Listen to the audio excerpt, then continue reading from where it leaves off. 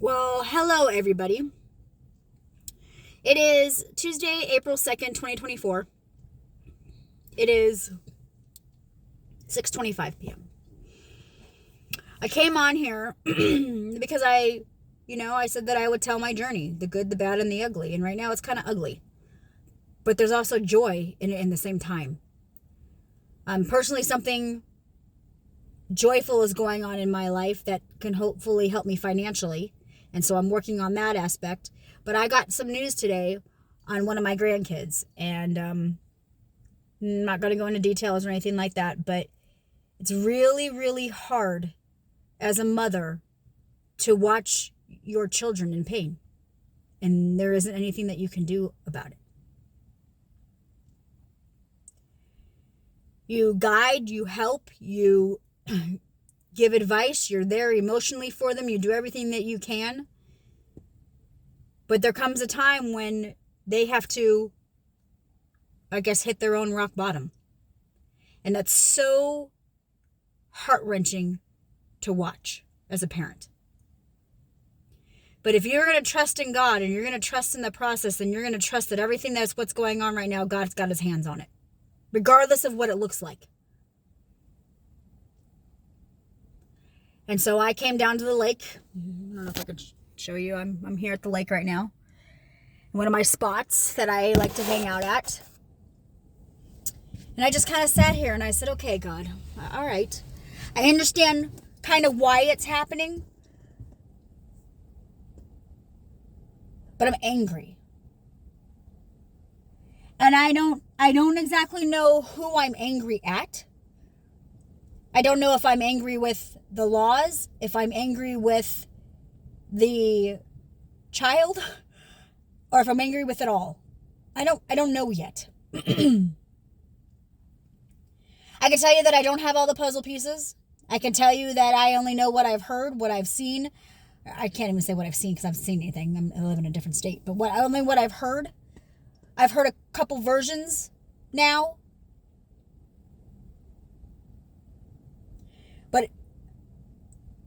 But knowing me and knowing who I am, there's something not adding up to this.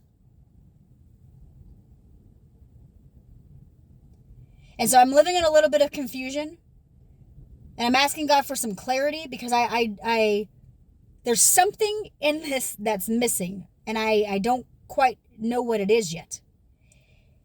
And I sit back and I look at it from what I know. And I go, this makes absolutely no sense. But when I put some puzzle pieces together from talking to other people, I go, okay, this is starting to make a little bit more sense. But the perspective in which I'm seeing some of these things on a higher level is wrong. And the way that things are being handled is completely wrong. And that's where I go, we really, really need to start to look at laws and how things are being placed and what is happening. And I don't understand all of it. And I look at it as a logical and I go, why would that be your solution? Yeah, I got into it with somebody yesterday. Mama Bear came out and I got into it with somebody and I said, what you're doing makes no sense. And I explained myself. And I got a very political answer. And it pissed me off even more because I got a political answer. Where are people going to find the hearts? Where are people going to have compassion? Where are people? Y'all.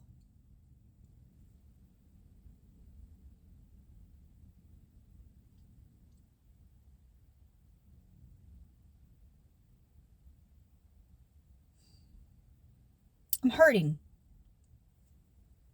I'm angry. I'm confused. And the only thing that I have control over is being still and knowing who God is in this whole circumstance. The only thing that I can count on is that there's a reason for this. And so I sit here in peace. I sit here at the lake. I sit here and gather my thoughts and gather my mind and my heart and put it back to center.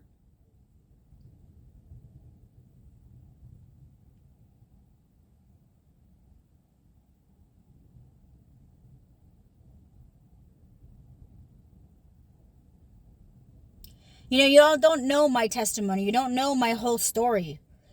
And you don't understand how much I had to become a mama bear. And I will give you a very, very quick version of a testimony. Actually, I say that I don't even know, because I don't even know how fast it's going to go, because I wasn't even planning on coming on here, but I knew that I needed to. Maybe it's for myself to vent. I don't really know. But I didn't know my real father. He was an alcoholic as far as I know, and there was probably drugs and stuff involved. I think that he came to the hospital to see me, and he came with another woman, and I think that that's kind of the story that I've heard. He came in and out of my life until I was about 3, and finally that was like, we're done, we're it, and it was like this little girl puts on her little dress and getting ready for her daddy to come, and then he either doesn't come or he comes drunk, and then he couldn't take me. So abandonment for me happened when I was very, very young. A father that came in my life when I was 3. I could tell you that my sister's version and my version of my father are completely different, and our perspective in the same household is completely different. I got the bad version of my father, and my sister got the good version of my father. But it's kind of like, the oldest, they figure it out after us, right? You know what I mean? A lot of verbal abuse. There was mental abuse for sure, and there was some physical abuse that had happened. My mom and I even went to a women's shelter at one point. And we went into hiding for about a week. Drugs, alcohol, the whole bit was involved for quite a while. There are good things. There are good memories that I have. Absolutely. I've had 6 relationships my entire life of men. The first one, I was 18 when I had my first boyfriend, and it didn't last very long. And that's actually when I lost my virginity, believe it or not. My next relationship, I actually moved to New York. I turned 21 when I was in New York. Lasted 6 months. My next relationship, I got married, had a kid. Lasted 2 years. He cheated on me, all kinds of things. I fought him. He kidnapped my daughter. CPS was involved. He lied in a different county and said he couldn't get a hold of me. I ended up getting full custody of her, and I had to go and get emergency custody to say that he didn't know where I was to get my daughter back. When he kidnapped her the first time, I had to get the law involved and had to try and get her back. I have fought, and I have fought, and I have fought for my kids. My second husband was an alcoholic, and CPS got involved, and that's how I got my second daughter. She's not mine biologically, but she is mine. And I had to fight the system to get permanent guardianship of her, and I got it. My third relationship, I wasn't married, but I was in for 8 years. My last relationship, and then that one lasted 8, yeah. And so then my first husband was 2 years. My second husband was 2 years. My third relationship was 8 years. My fourth relationship was 2 years as well. Something about 2 years, I don't know. My last relationship, we really didn't have any closure, and I was in a cult. And so there was a lot there. All my men have been narcissists. All my men have been physically, I intimate with them physically immediately. And so that's how I based my relationships on, was sex. Sex and men. My worth I thought I found in men. Come to find out, they made me even worse. Physical, mentally abused in all my relationships pretty much.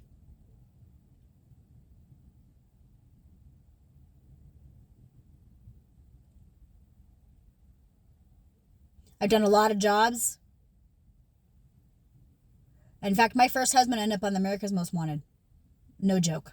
He took off with a 15-year-old and left the state, and he ended up on the America's Most Wanted show. I was asked to be on Jerry Springer twice with my second marriage, because it wasn't my biological child, but I raised her, and I was a birthing coach for her in the hospital, and she came home to the hospital with us, so that was a great Jerry Springer show.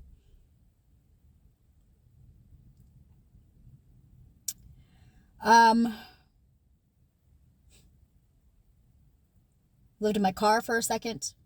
I've lived off people. I've been everywhere. I've done everything. I've lived in New York, Colorado, California, Arizona, and I now live in Texas. I don't have a place to call roots. I don't have a place to call home. I live in an RV on a lake by choice. I've healed this past year. I've worked on a lot about myself.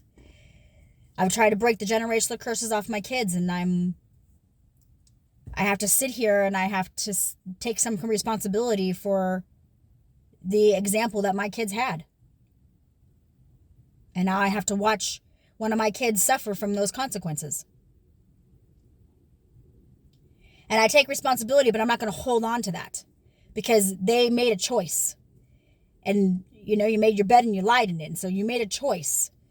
You thought you were old enough to make that choice, and so you chose that. And so now that's the road you've decided to go on until you decide to change it. And so I don't take responsibility for what happened, but I take responsibility for the mindset in which it happened, if that makes sense to you.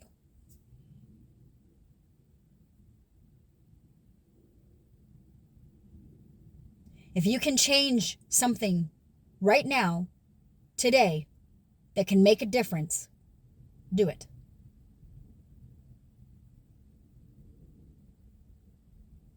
Figure out what is going to bring you joy in your life.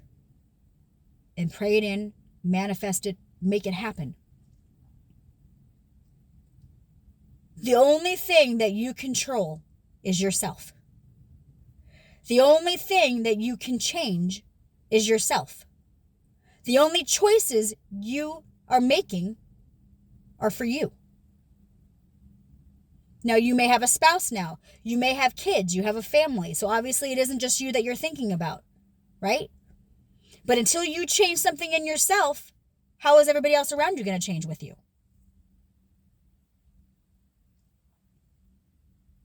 Set the boundaries. Make the rules. Your yes is yes and your no is no to your children. You're the parent. You are the responsible one. You're not there to be their friend. You are there to guide them and show them just like God is to us. And if you don't have that example, or you haven't had that example, it's really hard to do that if you don't have a guide, if you don't have a way to do it. I didn't have a father figure to teach me anything. That's hot in here. I didn't have a father figure to teach me anything. And then on top of that, I didn't have men who loved me correctly to know what love is. So I didn't have anything to show my children what love is. And that's trickled the effect of a generational curse. I'm rebuilding my relationship with my girls. We're working on things, but their relationships with other people are being affected. And their children are being affected.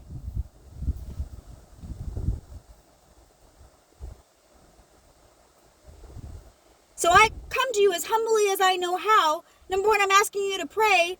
And number two, help yourselves. Otherwise, you're going to be 48 years old like me, trying to maneuver life.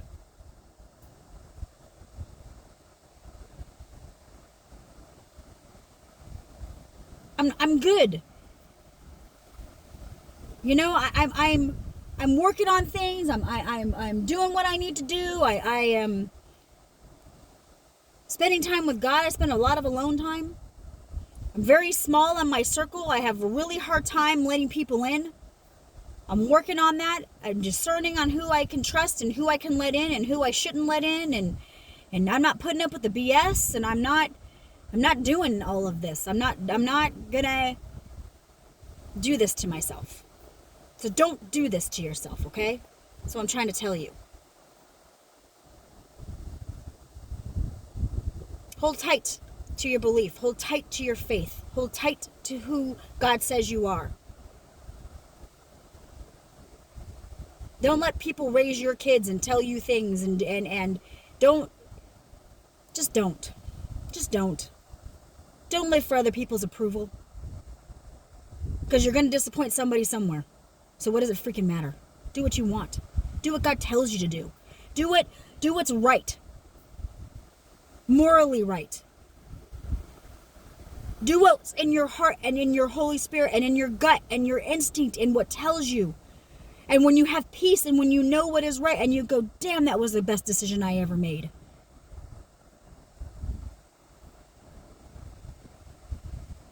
We're getting through this every single day, you guys.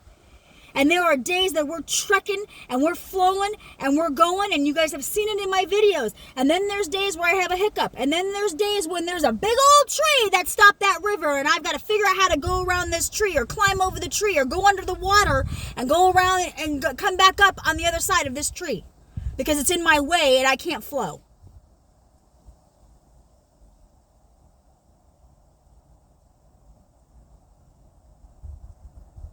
I'm not holier than thou.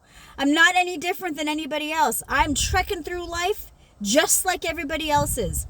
But I trek through some really mucky crap to get here.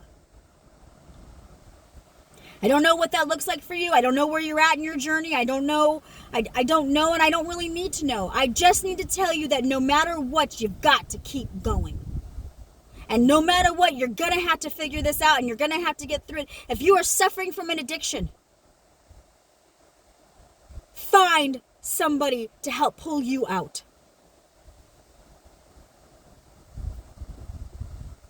If you are suffering from depression, anxiety, find somebody to talk to. You don't have to do all of this alone. And if you say, I don't have anybody to talk to, or you say, I don't know who to go to, or you say, now I'm cold. This is the story of my life. And you don't know what to do, and you don't know how you don't know. Comment, and I'm going to find somebody to help you.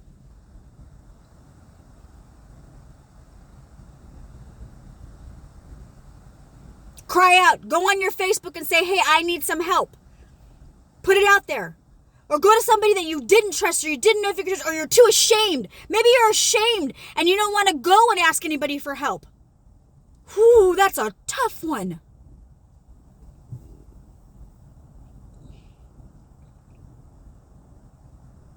To go to the right people, they're not going to live in shame. They're there to help you. They're there to pull you out. There are really solid Christians out there. And I know that we get a bad rap. And I know that, trust me, I know. Been here. I've been on that side. I was that person. I was the judgmental Christian. I was the, I lived in a religious cult and I thought everybody was freaking demonic. I've been here.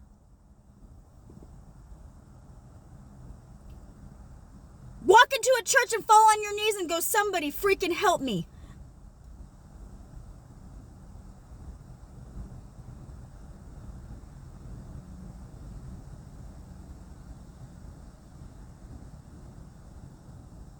When you are silent and you don't say anything, it is more traumatic and more damaging than saying something.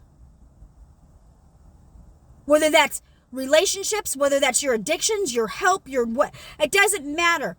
Your silence hurts people. And you're hurting yourself by keeping it all in and not doing anything and not saying something and not reaching out for help. So I am coming to you and I am reaching out for help that I need prayers right now. I need prayers for my family. I need the word curses taken off. I need the witchcraft taken off. There's a bunch of crap happening, but there's so much good happening at the same time. And I can't wait to tell you that, but it's not done yet, so I don't want to say anything till it's all done. I'm in a storm. I'm in a storm looking for the joy in a freaking storm right now because it's a storm that I have no control over. None. There isn't anything I can say. There isn't another phone call I can make. There isn't anything that I can do that I can save this situation. It's all in God's hands.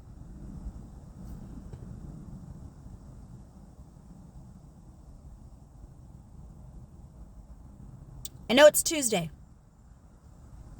but I have talked a couple weeks. We talked about 1 week was about getting out of your uncomfortable zone. Last week was about showing love. This week, let's help somebody. Let's really seriously help somebody. I don't know what that looks like for you. I don't know who's going to reach out to you. I don't know if there's a phone call that's going to come up that's going to totally surprise you or whatever the case may be. But please, please make sure that when that text message comes through or when that phone call comes through or when you're passing by somebody, that your mindset goes, oh, I remember I need to help somebody this week. I don't know what they're going through, but I can see they're going through something and I need to be there for them. Okay? Can we do that? Can we try that this week? I love you all.